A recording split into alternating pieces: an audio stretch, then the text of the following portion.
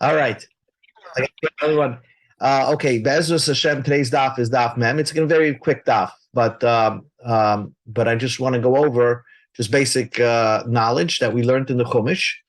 And here it says, in the Chumash, it says, V'chi yafate ish besula asher lo yirasa v'shachav ima. If a person seduces a woman, right, and did not pay, and she was not engaged and lived with her. Hi, Lewis, we just began. We're going to hi, Louis. We just began. We're just 2 lines from the bottom of Lamed Tes Amid Beis. We're just going over basic, knowledge of what we're talking about. The Torah says that when a person seduces a woman and sleeps with her, mahar yimarenu loyla isha. He must make her as a wife by payment of a bride price, which means he has to buy her, give her a ksuba, right? As his wife. But if the father then he has to pay a fine. Okay, that's what we learned. That's what we learned about mifate. Einis is something else.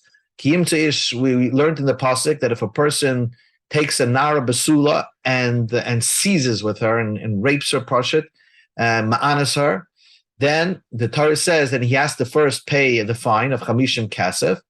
And notice, by the way, how the word Nara is spelled over here. Nara is spelled without a hey. Nara, kimtish Nara. All the time, Nara usually is spelled with a hey. Here, Nara generally means teenager, but when it's spelled without a hey, it's trying to imply something. We're going to learn more about that today. So the Torah says that when you ma'anas a woman, so then the person who did that has to give to the father chamishim kasef, v'lo yisi alish, and he has to marry her and can never divorce her. It's a very big price he has to pay. And we learned in our Mishnah that even if the woman is so repulsive on the person and he can't stand her, he can never divorce her.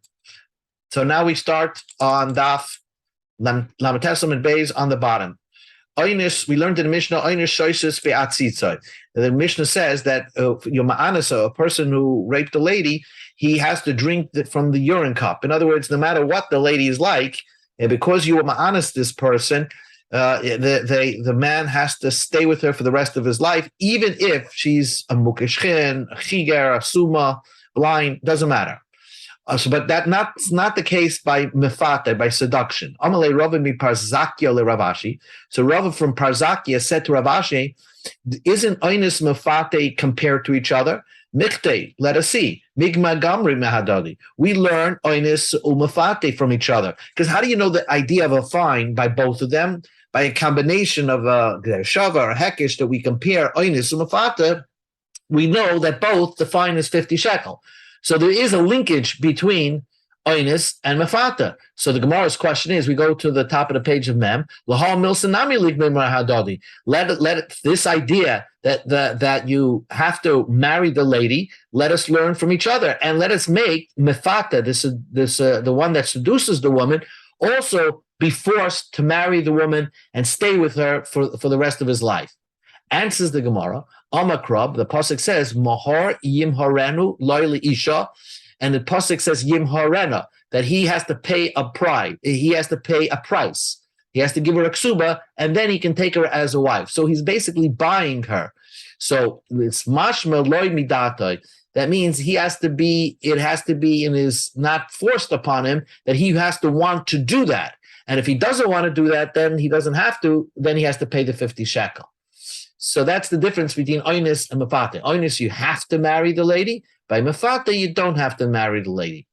The Mishnah said, Keitzat shoyses ba'atzitzi. What do you mean that he drinks from his own urine cup if he raped a ma'anas a woman?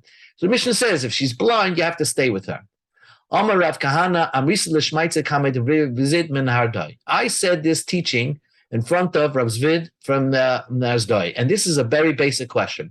We learned in our Mishnah that if she is a mamzeres, let's say the person was ma'anis, a mamzeres, so he can't marry her. He can't stay because there's an Isser Lav, you cannot marry a mamzeres.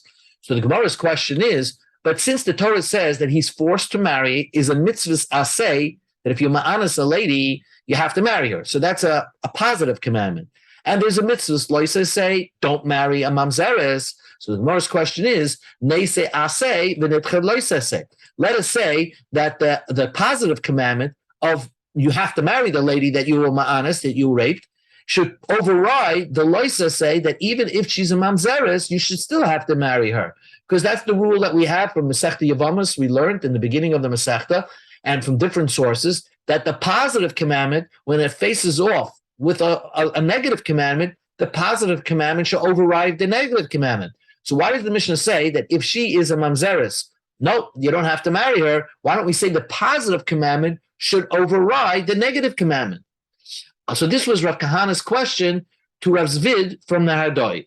Amalis, Rav Zvid answered, Heiche Amrin, and when do we say Nese Aseh v'nitche loisa say that we say the positive commandment overrides the negative commandment? Kegoin Mila b'tzaras. Let's say you have a tzaras, like the tzaras, the leprosy, on the foreskin of the aver, right? So, and the person has to do a mila, and so let's say the baby has like a tzaras. There's an isser to cut a tzaras, but you have the mitzvah of mila. So we say the mitzvah of mila overrides the loisei say of not cutting a tzaras. The loy actually kayumi le'eseh, because it would be impossible to give a bris milah, because if you adhere to the loisei of not cutting the tzaras, you wouldn't give a milah. So in that case, that's a perfect case where we say the essay, the positive commandment, overrides the negative commandment. Aval hachamid, in our scenario, even though the ma'anis is forced to marry the lady, but not in all cases. Let's say she says, I don't want to marry this guy. He raped me, so I don't want to marry him. Is there an essay at all? There is no essay. There is no positive commandment. It's not like the Torah says it has to be done. If she refuses the marriage, she doesn't have to marry her. So this is like a weaker form of an essay. And it's a weaker form of a positive commandment. Furthermore, even if he has the positive commandment, she will always have the negative commandment of being a mamzeres that's not allowed to be married to a Jewish man.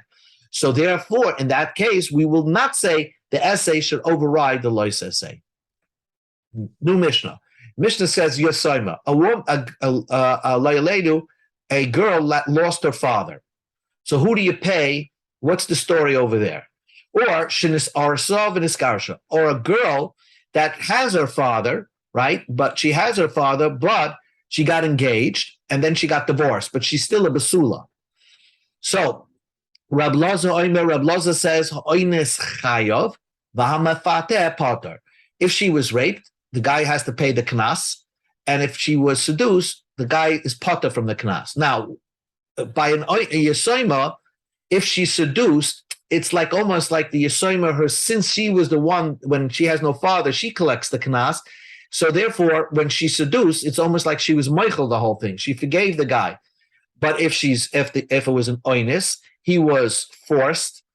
He forced himself onto this yisoma. So then the guy is obligated to pay knas. And the same would hold true. This Mishnah holds that Rabbi Lezer holds that even a regular girl that still has her father. Now, normally, if the father collects the knas, but here, since the father originally got her engaged and she got divorced, so now by getting divorced, she comes back and does not go back to the jurisdiction of her father, and therefore the knas is really her empowerment. She gets the knas, and therefore, if someone was ma'anas her, he has to pay the knas. But if someone was mafater her, he's parted from paying the knas because she forgave him. So the Gemara, so we see from here, Amar Rabba Babachan, Amar Rabbi Yochanan, Rabbi Elazar, Beshitas Rabbi Kiva, Rabba Amra. Rabbi Elazar agreed with his Rebbe, Rabbi Akiva, the Amar, who said, Yesh lo knas, that if a girl who's a Nara, a 12-year-old girl that got engaged and then got divorced, you don't say, okay, there's no knas in that situation. There is knas, but it doesn't belong to the father. She's the one that collects the knas. Why? How do you see that in the Mishnah? Like I explained, how do you see that in the Mishnah? Midiktani, since the Mishnah says Yusoima, a girl that has no father. Rabbi Lezer Omer Oines Chayev Amafate Potter. If she got if someone was ma'anis her, then he has to pay knas. Someone who seduced her is potter from paying knas. Well, it's obvious. You saw him a pshita. Of course, that's the case because since she's the one that's collecting the knas, oiner should be chayiv, mefater should be potter. What's the novelty of that statement? The stress of the statement is the second part of what Rabbi Lezer is saying.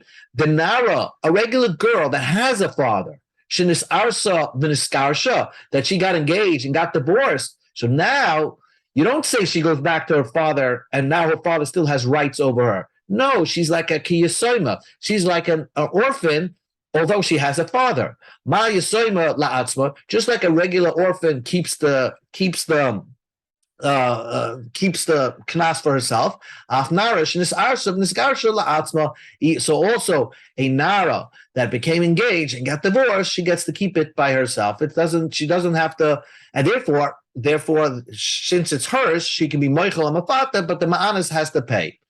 So that is a very big novel chiddush that a girl, although she has a father, she can take the power of collecting the knas in the event that she was engaged once and got divorced. Amar Rab Zera, Amar Rab Barshela, Amar Rab Hamnuna Sava, Amar Rab Ada Barahava, Amar Rav. All this was said in the name of Rav.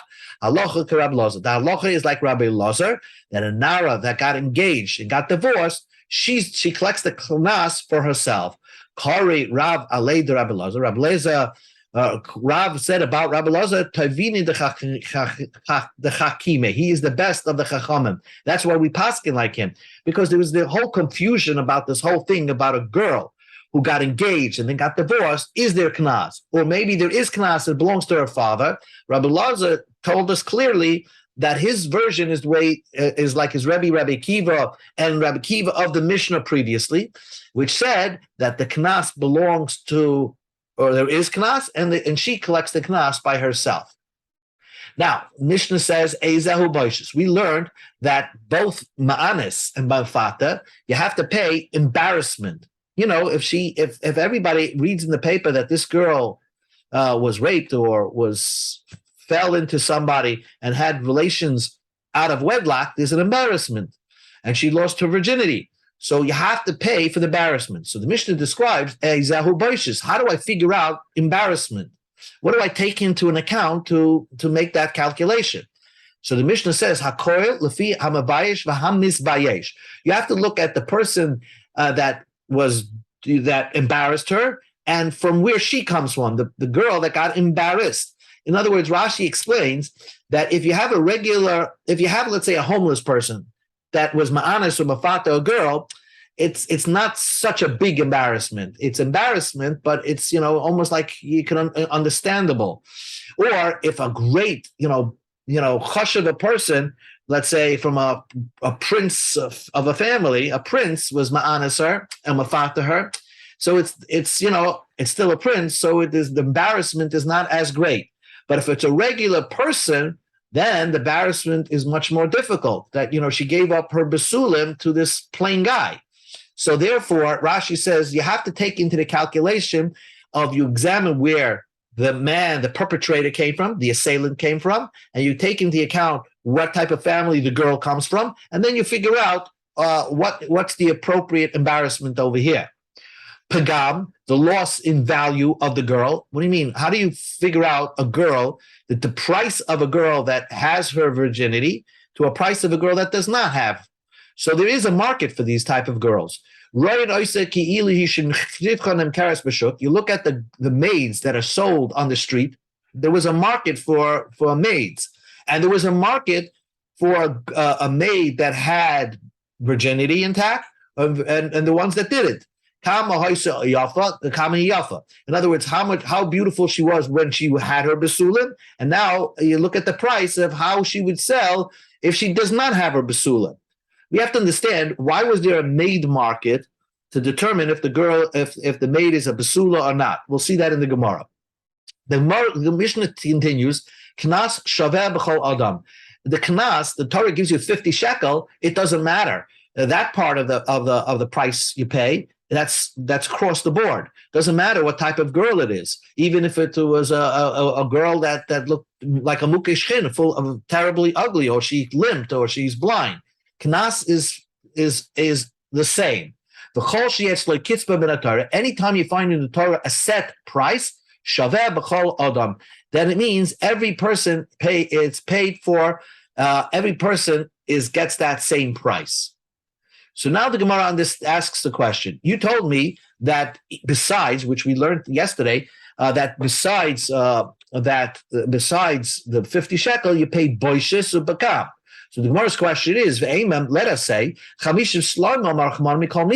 all you have to pay is the 50 shekel. Maybe the 50 shekel is a price that includes everything. Amar Rab Zera says that can't be that the 50 shekel includes everything. Yomru, people will say, it wouldn't make sense. Baal bas malachim, if a person was ma'anis, umafate, a daughter of a king, right? Chamish, you pay the 50. Baal bas had yoitis, if you gave bia, ma'anis umafata, a plain girl, you also pay chamishim. There has to be some difference in price between the two girls.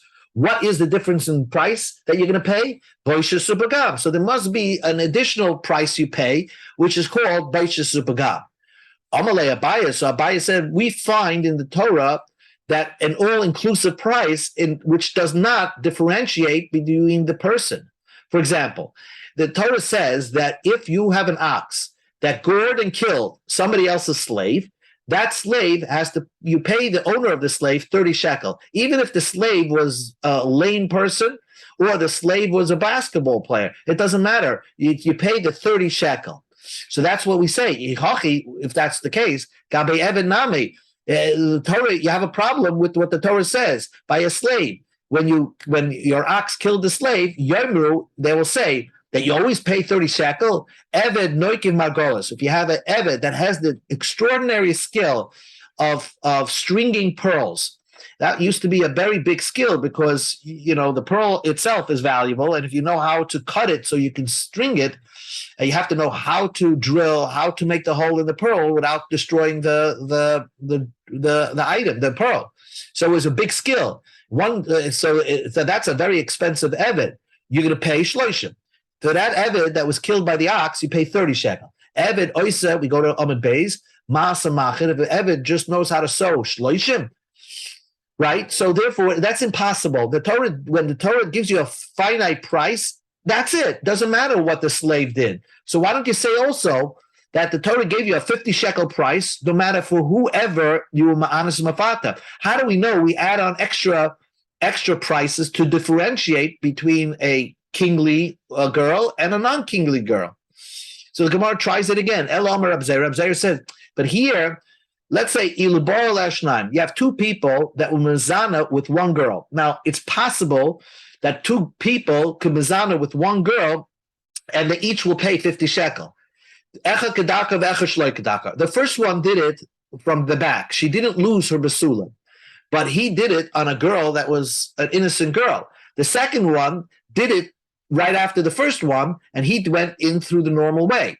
So therefore, they're both going to pay the same. Now, definitely, her body changed. Her innocence was lost already by the first guy. Her basulim were lost by the second guy, and they're both going to pay the same price. Here, it's a little different. The body itself changed. So Rab Zera says, Yomru, people will say, Baal Shalema, if the first guy that was the znus with an innocent girl, he pays chamisha. The second guy, Baal Paguma, was already boil a girl who's not so innocent anymore. Chamisha will also pay the same 50. It's impossible that the Torah gave one price for everybody. What determines the difference in price? Boishis Begam. So the Gemara says that's not a proof that there is a concept of Boishis Begam. Abaye says no, there is no. Maybe Ihachi, you find the same thing. By a slave, they say the same thing. Eved Bari, an Eved that has a healthy body, shloishim, you pay 30 shekel. Eved Mukashchin, an Eved that has a disease, you also pay shloishim. So even by shloishim shel Eved, besides the skill set, the health of the body, no matter what, one has a healthy body, one doesn't have a healthy body, pays the same price. So we'll say the same thing by the girl. One that was the body that was innocent and the body that's not innocent, They both pay the same price of 50 shekel. So how do you know that the Torah required an oinus umafata to pay extra boishis upagam, extra payments? Elam Abai said, Omakra, the pasuk says, Tachas Ashiino. The Torah says you're giving her 50 shekel because you caused her trauma. So the Hani, so we darshan, Hani, that this 50 shekels Tachas Ashiino because you caused her trauma. Mechlal, that implies the Ika Boishus Upagam. There's something called, you pay the embarrassment, Upagam, you pay the loss of value. That's one pasuk. Rava Amakra. Rava says, I have a pasuk that you pay boishus upagam. How do you know? The Torah says you pay to 50 kesef, 50 shkolim because you slept with her. So we darshan hanash chivanum. Because you slept with her, that's why you pay 50 shekel. Mechlal the ika boishus upagam. So it implies that there's boishus upagam. So there's other payments as well, embarrassment and the loss of value. So the Gemara is now questioning the next question is, how do you know that although there is a Baishas Bagam, how do you know you give that to the father? Perhaps Baishas Bagam you give to her. The Eimah L'Dida, maybe she gets to keep that. The 50 shekel you give to the father, and the Baishas Bagam you give to her. So the Gemara says, Amakra, there is a pasuk, Binureha Beis Aviyah.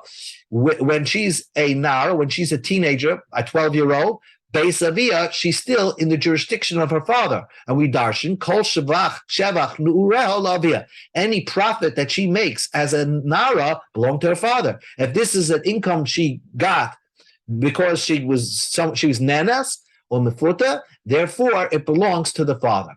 So the Gemara says, that Rav Huna said in the name of Rav. How would I know Shema Sehabas Lavia? How do I know, let's say, the daughter, if she works, let's say she works as a secretary, and she's a 12-year-old girl working as a secretary, how do you, or a 10-year-old girl, how do you know that the father gets to keep the wages? Because the pasuk says, if a man sells his daughter as a maid,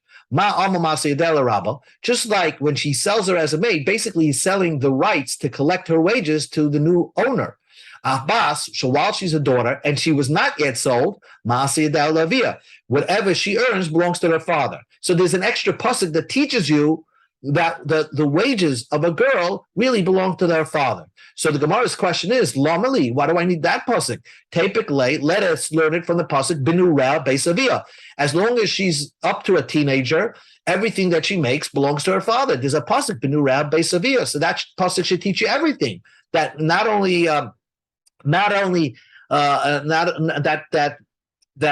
So that Benrel Beis Aviyah is a pasuk that is discussing that the father has a right to nullify any vows. But the Gemara wanted to extend that to include any profit she makes belongs also to the father. So if that's the case, then what do I need the pasuk v'chiyim ka'ishas bitilama?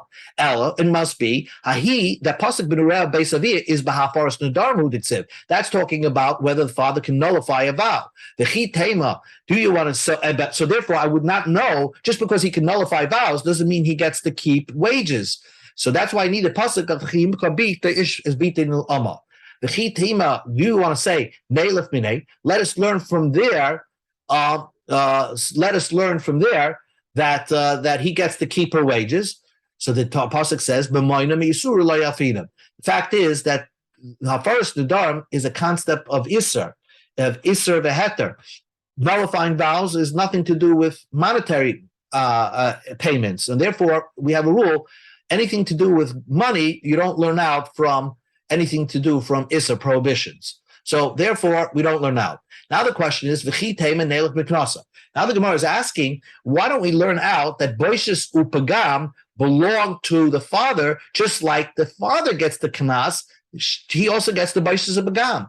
So the Amara answers, I would not learn that from Mamayna, money that she earned, and there is a fine. Maybe the fine itself, the Torah limited the father should get. But how do you know the boishas upagam she's going to get? So basically, this is where we're at. The Gemara wants to know, how do you know that boishas upagam belong to the father? Perhaps the knas belongs to the father, boishas upagam, we put in an escrow for her, or we give it to her. So the Gemara says, Elamistabra, still, it makes logical sense that we give the boishus begam to the father. Because the if the father wanted, the father could have actually married her off to somebody who's disgusting and a homeless person, basically, or somebody full of boils. In other words, the right to embarrass his daughter was given to the father. Because if the father really, really wanted to do something to her, he could, auction her off to the highest bidder, even if it turns out to be a homeless, disgusting person. So he had the right always, not that he's going to exercise that right, he's the right to embarrass her. And now that this guy caused her to be a basula, not a basula, to be a baula, so the father lost his ability to auction her off to a mukesh chen because she's worth less now. So you actually took away some money value belonging to the father. Therefore, boishus ubagam belongs to the father. Now that we learned in the Mishnah, how do you determine the loss of value? Pagam So how do you estimate what a woman is worth, what a girl is worth as a besula or a baula? The father Cyril says, how much would a person want to pay in the maid market, to have a girl that's a basula, to have a girl that's a ba'ula, the difference in price, and he's basically using this girl to clean his home. So the Gemara says, Shivcha ba'ula l'shamshe mayin nafka l'lamina. What would he care if the girl is a ba'ula or a basula if he's using the girl to, for a job in his home? What's the difference? So there should not be any price difference.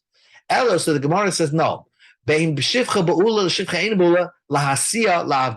wants to buy a shivcha to force the shivcha to marry his slave, and that he's allowed to do. So he can force his slave, his goyish slave, to marry this shivcha.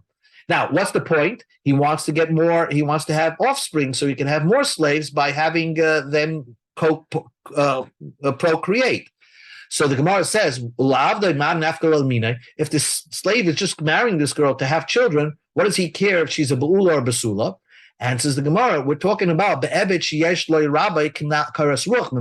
it's the slave the rabbi has some sort of enjoyment from the slave. He's a great slave. So he wants to reward him by having him marry a girl, a basula girl that he just bought on the market, a shifcha basula girl.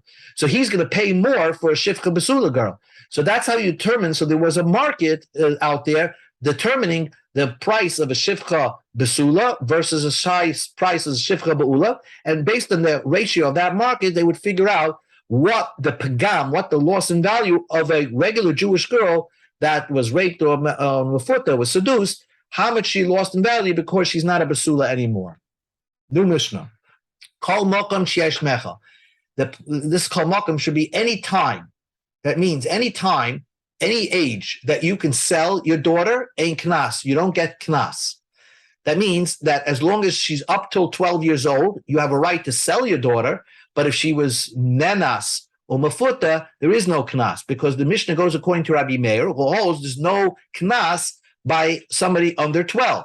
The chol mokum she has knas, but if she's older than 12, that means there is knas during that period of time. A mecher, you're not allowed to sell the girl for a maid. A father's not allowed to sell the girl. So that's the rule. That's the way to remember it.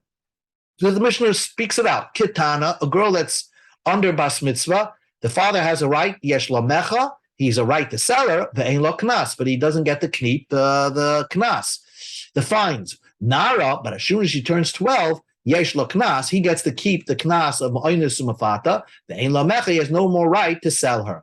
Begeris, but once she reaches adulthood, 12 and a half and above, he certainly does not have the right to sell her, and he doesn't get to keep the knas. Says the Gemara, our Mishnah goes according to Rameir that there is no knas by oinus umafata for a girl under 12. During the time period that you could sell a girl, you could also have a situation where there would be knas. if she was nanus mafuta. The Tanya we learned in the Brisa, here's the difference. A katana, when she's 1 year old, till 12 years old, when she brings 2 hairs, yesh lamecha, the father has a right to sell her. The ain lo knas, he has no right for knas. Mishatavi shtei sa'aris, but once she brought 2 hairs, ad sheti boger, till she gets adult, yesh lo knas vein lamecha. He gets the rights to knas, not the mecha. The Reb Meir, and our Mishnah is the view of Reb Meir that a girl under bas mitzvah, there is no such a thing of oinus mafata knas. Any time sheyesh mecha, a father could sell the girl, and knas, there is no knas. The cholmokam sheyesh knas, any time that he could collect knas, ein mecha has no right to sell the girl. V'achachamim say, katana bas gimel shana v'yamechad v'achdi boga yesh lo knas. A katana from 3 years old, because less than 3, there is no knas, there is no oinus mafata, because the basulim come back. But after a 3-year-old girl, till she becomes an adult, there is a concept of knas, of oinus mafata. So if a person was ma'anis, a girl under bas mitzvah, under let's say 12 and a half, that he has to pay the father a knas, even if she's just 3 years old, 4 years old. Knas and mechaloi, the Gemara asks, what do you mean? The Chachamim say that there's only knas by a girl, but there's father has no right to sell her. Ema, you have to correct what the Chachamim said. Af knas bim koy mekar. The knas can be at a situation when you can sell. Although you could sell a girl, we learned before, you can sell a girl that's 1 day old as a maid, as an amma. But to knas, you have to wait till 3 years old. But there's an overlapping period where a father could sell it at an age where the father could sell his girl, and that period also he would be able to have a situation where he can collect knas. So the Gemara says like this: Amar Rav Chizda says, "My time in Rav Meir." Why did Rav Meir say that if the girl is under bas mitzvah, there is no knas? Because the pasuk says v'lo yisiel isha.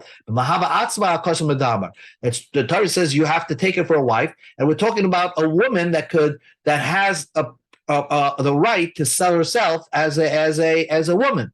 And the katana is not. The katana is in the jurisdiction of her father. So the whole parsha seems to be talking about somebody over bas mitzvah.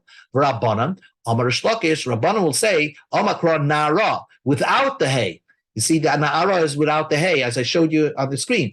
Afil katana b'mashma implies that not even a girl that's not really a Na'ara, she's even under bas mitzvah, there is a concept of knas. So the Gemara just finishes off and says, Shema Rab Papa Bered Rav Chanan Bebei Kuchlis. Rab Papa heard it. He's not the normal Rab Papa. He's the son of Rab Chanan, and he comes from Kulechis. He told over the statement front of Simi Ravashi of what Rash Lakish said, that Nara without the hay means under bas mitzvah. Amalei. So Rav Simi Barashi says, Aton ahomas nisala, anoma ahomas nisala. I had another version of what context did Rash Lakish say the idea of a hay and non-hay. Amar Rash Lakish says, Hamoichi shem ra al hakatana.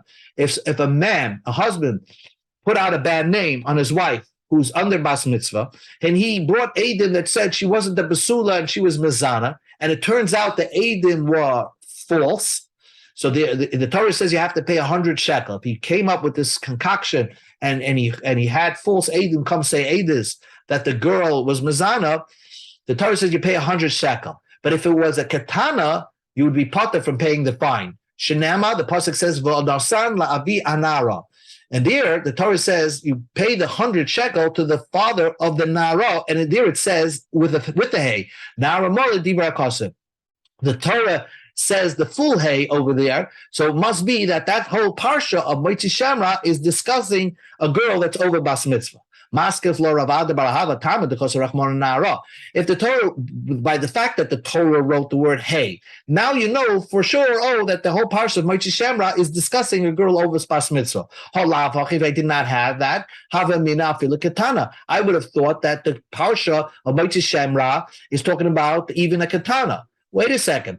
But the pasuk says, the Torah says that if it's true that she was mezana, there was no basulim for this girl. It says he gave her a skila.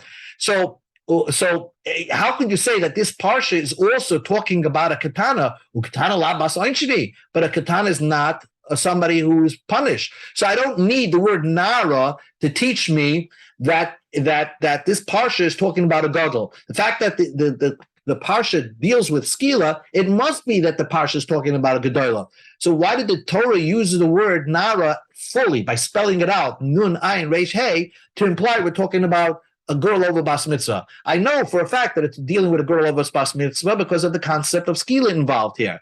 Ella, what the Torah is telling you over here, and this is the point of Rish Lakish, Kan Nara, where it said the word Nara with the full hey, it means a gedola. In other places, for example, by Oynis Mafata, Shinema, where it says Nara without the hey, Afila Katana B'mashma, there we know that the Torah is saying that not only it's talking about a gedola, but Chachamim learned that even a katana, even a girl that's 3 years old, if she gets raped or ma'anis, mafuta, you also have to, but the parsha is talking about a katana, and there's also a concept of knas there as well. Okay, Baruch Hashem, we finish Daf Mem.